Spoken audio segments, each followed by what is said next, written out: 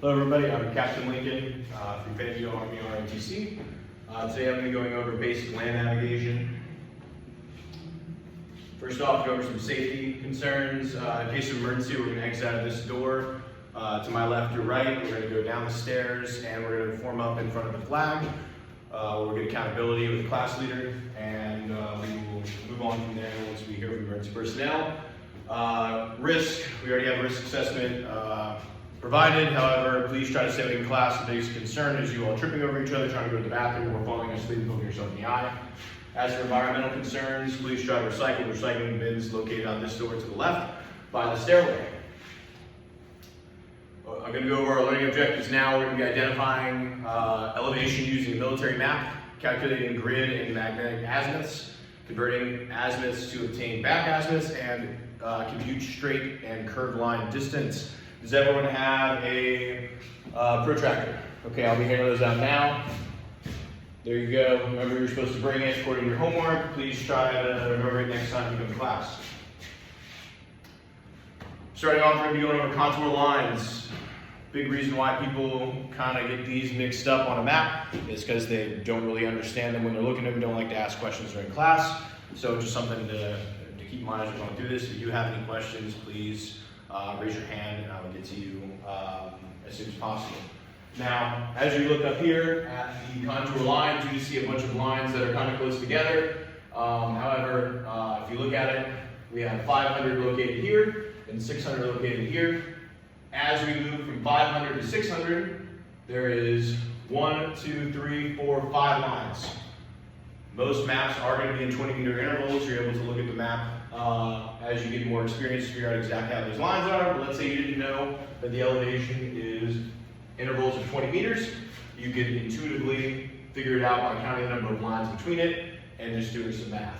But in this case, we're trying to figure out what X alpha is. But y'all have never worked with maps. This is, y'all are MS1s. It's something that you have to learn and build into. So to kind of try to show you a little bit about how it would actually look in your life. If I'm walking around in a land nav course right now, or just trying to run through a mission, right now, I'm at that 500 on this ground that I'm at right now. Now, if I'm going along and I reach the next line, I've now gone up another level. So now I'm located at 520. As you continue to work your way up the contour lines, the distance or your height above sea level continues to increase because that's actually what the elevation is.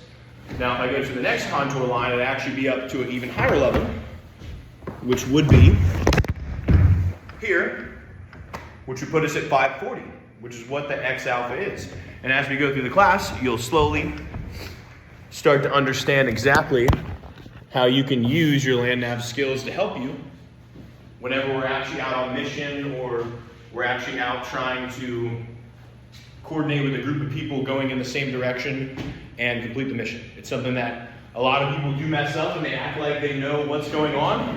They don't like to ask, hey, I don't know which direction we're going, hey, I need to take a pause. Let me take out my compass. Let me figure out exactly where I am. That's where we're trying to get to by the end of this week of classes. So, can you look up here and tell me what XB is?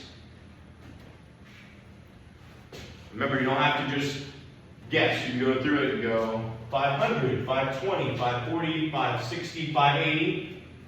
Or you can just subtract as you go down from 600. There's multiple different options.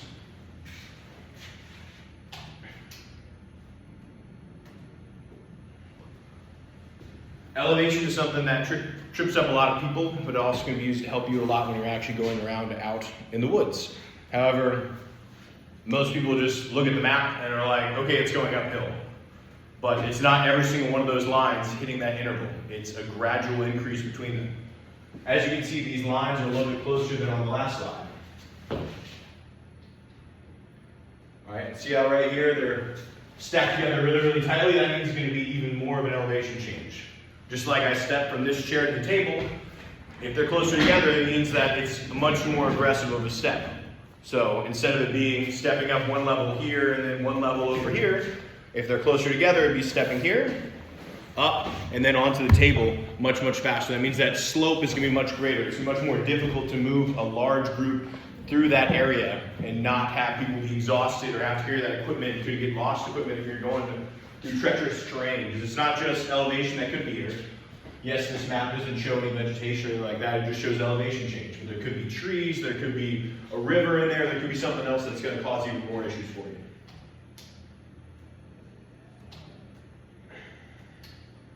All right, there's not just elevations, it's not just going up. There's also elevations that go down. When you're feeling down, that's normally called being depressed. It's something you need to bring up to cadre members if you are feeling that way, so we can find you some help, get you somebody to talk to. Possibly could be just something going on in your life you need somebody to vent to. All right, we're here for that. But in land nav, there's something called a depression. It's basically like you're sitting in a hole. You're going in, and it could be the very, very bottom of a whole entire area. The lowest depth, or the closest you are to sea level, because as I said earlier, elevation is your elevation above or below sea level, because there are some points that are below sea level. But as you can see here, this is the lowest point that's in this area, and as you see, it's going down from 300 to 200, but it's saying that this is even lower area. And normally there would be a number in there signifying exactly what that is. Everyone take out your protractors, please. Does everybody have protractor? Once again. Oh, okay, another person forgot. It's okay, we have extras. Please everybody hold it up above your head so we can make sure that everybody has it. Okay, great. Thank you, everybody. So now we are going to get into determining azimuths. Now, for starters, let's go ahead and just look at the overall protractor as a whole. All right, there is a bunch of different triangles you see on here, and it's in the shape of a square. You're probably like, there's so much happening, I don't know what's going on.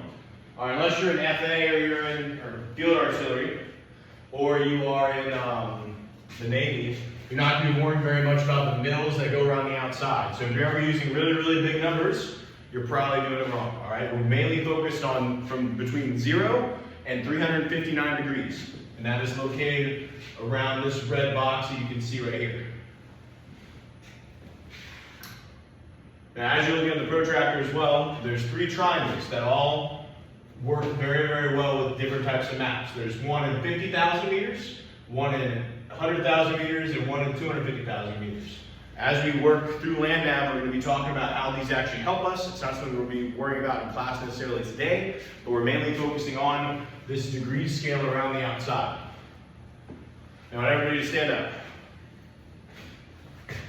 Everybody look in this direction. All right, we're calling this direction 0 degrees.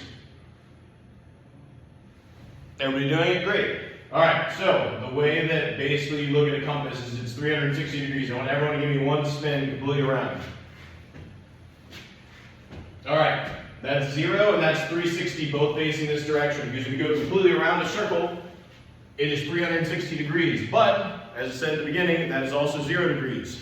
That trips up a lot of people, especially when we get into back azimuths and doing math. But don't worry, math isn't scary unless you do it in public, and then it can be a little scary. But we're going to work through it. Even if you're not a math major or anything like that, it's something that you will easily understand after some practice, because we're all about sets and reps at FAMU.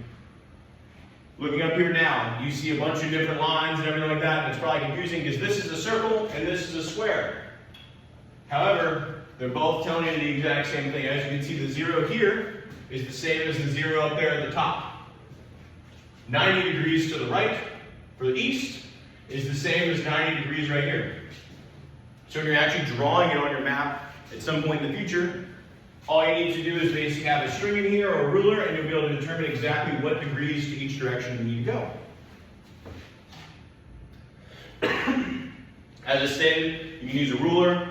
If you have 2 points, just plot it on your map. As you can see here, this is just a 2D line that basically is drawn to show you exactly how you measure that degree. You're looking at it here, that's 0 degrees.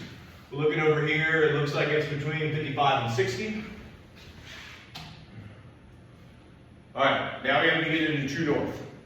I am an engineer. One of our specialties in engineering is geospatial engineering, which gets into the science and everything behind how to make maps and stuff like that. However, one of the things that trips people up is the norths. All right, so true north is basically like, you're out there, you're looking north. You're looking at that North Star, that's the direction that we're going. It's nighttime. Hopefully we're not there at night too long. Night stuff is a different beast, especially if you've never done land nav before. That's why you're gonna learn day before you actually go out and try night, and you don't only do that with battle weight. Now, looking at magnetic north, the entire world is a circle. Anybody got any issues with that? Awesome. So that circular world has to then be smushed down onto a flat map so that we can then look at it. The further you are from the equator, the more distortion there's going to be between the circular map, because it's where it's the flattest, and not curving in as you get toward the poles. So that's just something to consider as to why it's that way, but at the end of the day, all you need to know is true north is the North Star, that's the direction we need to go if we're going north. Magnetic north is the distortion that basically changes your compass and changes the way it actually works when you're actually out doing land nav. It's going to be some math we have to do, small numbers, don't worry, just adding and subtracting. And then grid north is what it looks like when it's actually been smushed down on the paper, and now you're actually going out and you're going to be using that map to plot points and live your life out in the world when you're doing land nav. Now, those three norths are smushed onto one diagram called the declination diagram. And this, once again, gets into the smushing of smushing of the world onto paper, but the good thing is they're the same three symbols every single time. You have true north, which once again has that star, because that's the North Star that we've talked about quite a few times now. And then we have grid north, that GN. That's basically what it is when you're physically looking at the paper and doing stuff on your paper map that you guys have in front of you now. Up next is magnetic. That's, once again, because we smushed that circular object onto the flat paper, and you actually have the poles around the world that are magnetically affecting everything. The closer you get to the poles, the more pull it has on your compass. Because of that, we have this diagram to basically make it so that there's the change from smushing that onto the paper won't affect you when you're actually walking out there land nav. If it's, as it shows here, you add or subtract based off of just where you are in the world. If you're at Fort Knox, it's probably going to be the exact same everywhere at Fort Knox. If you're at Fort Gordon, it's going to be the exact same place, exact same number almost everywhere at Fort Gordon. It might be 0.1 or 0.2 degrees off, but it's going to be very, very close. However, when you're actually going out and doing that land nav, you're plotting all your points for grid north. And if you don't convert it to magnetic north, you could be 300 to 400 meters off your point if you have to walk, let's say, 500 meters into the woods, and you've shot your azimuth and now you're walking, but you're really 5 degrees off where you should be just because you didn't do this math. So all you have to do when you're going through this is, hey, I'm on grid and I'm going to go walk out in the woods, so let's see what I need to do. I need to convert it to magnetic north now. All right, to convert a magnetic azimuth to grid azimuth, which is what we're trying to use, we need to subtract the GMA. And that will be given with this declination diagram on every single map you're ever going to use in the Army. All right, back azimuth. All right, we're getting back into what we talked about with determining azimuths.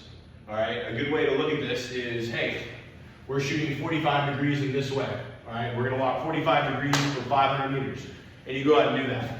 And now you realize, oh, I'm lost. I don't know what to do now. I can either shoot my emergency azimuth, which when you're doing land nav is a way to get to a major road or a certain checkpoint that basically will allow cadre or somebody in leadership to be able to find you and make sure you're safe and okay.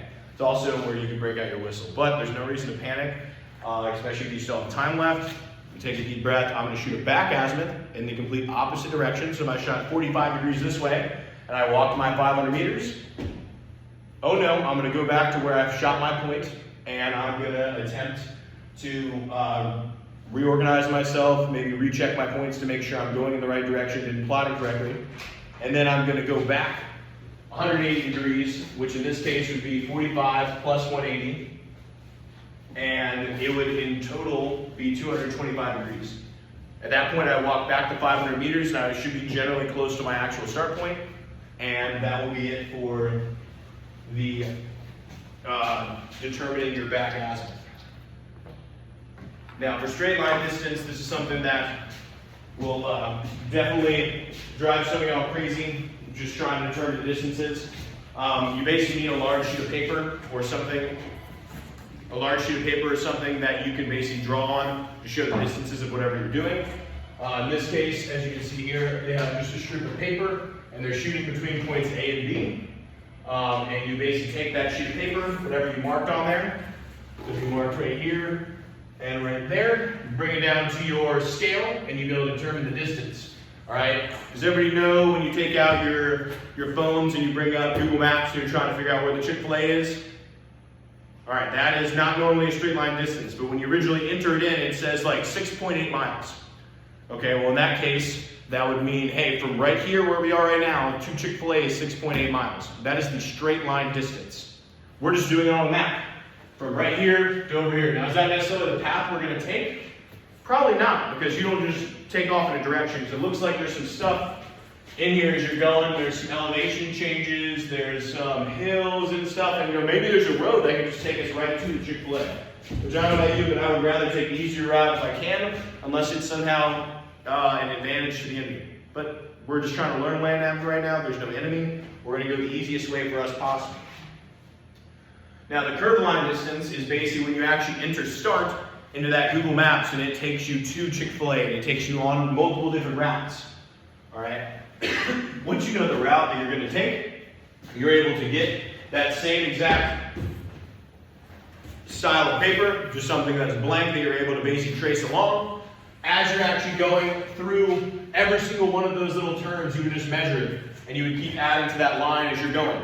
So this is turning with your route, and eventually you'll have however long that distance is, and it's the exact same thing where you just hold it up on the scale, and then you would have your curved line distance. Once again, the easy way to think about it, straight line distance is you just searching a bunch of places for Chick-fil-A or somewhere on your phone, and it turns out that, hey, it's a bit of a distance away. I know I'm going to need to go until 6.5 miles in total.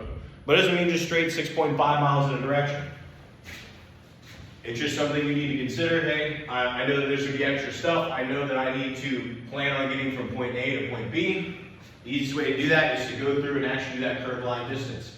And as you can see, looking at both point A and B, which is the beginning of it, and the end, they have all these tick marks basically just showing, hey, this is the distance I've traveled each one of those.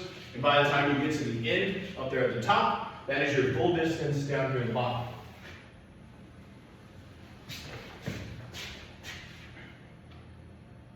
Now in closing, I'm going to once again go over the TLOs. During this class, our goal was to identify elevation using a military map, calculate grid and magnetic azimuths, convert grid and magnetic azimuths, compute straight and curved line distance.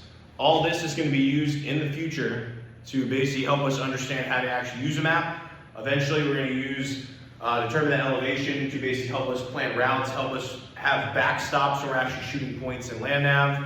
For calculating grid and magnetic azimuths, we're going to be doing lots of conversions with that, especially in the spring semester. We're going to be focusing on it a lot because when we go to Super Labs, we're going to be conducting land navigation. You'll already be part of it. When we go to the FTX in Camp Landing, we're also going to be using land nav quite a bit, and most of you are going to be going. So especially those of you that are trying to contract, that are doing well in your ACFT, that are doing well with your grades, the overall goal is to get you all there and get you some experience out in the field. But any of the Super Labs that can be made, we strongly encourage you all to make time in your schedule for us to be able to make it there. As for converting grid and magnetic azimuths, it's that route planning we'll get into 2 classes from now, actually getting us from point A to point B without having too much craziness happen. Lastly, compute straight and curved line distance. We need to know how far we got to walk from each point. And at the end of the day, you have to find anywhere from 3 to 5 points. So when you're actually going out and planning a route, you need to know exactly how far you need to go, how far you have to go, which route you're going to take, some attack points to actually go from, because as you saw from the last slide, that's a pretty long distance. And I don't want to be counting my steps for 4.25, 4,250 meters, about a little bit over 4 clicks. I don't want to be walking that whole entire distance, just counting my steps, every single left foot counting it off. I'd rather get to a certain point. Hey, maybe I can follow that road and I get to close to point B and now I'm 300 meters away. Now I can shoot my actual azimuth. from that attack point, and I can go and find my point much easier that way. It's also less chance for a human error. Are there any questions? All right, so post-class assignment, just be aware that there is MS 101 Lima 05 basic land navigation document. That is the lesson assessment. It will be assigned as homework. Please turn it in next class, which will be Thursday at 8 o'clock.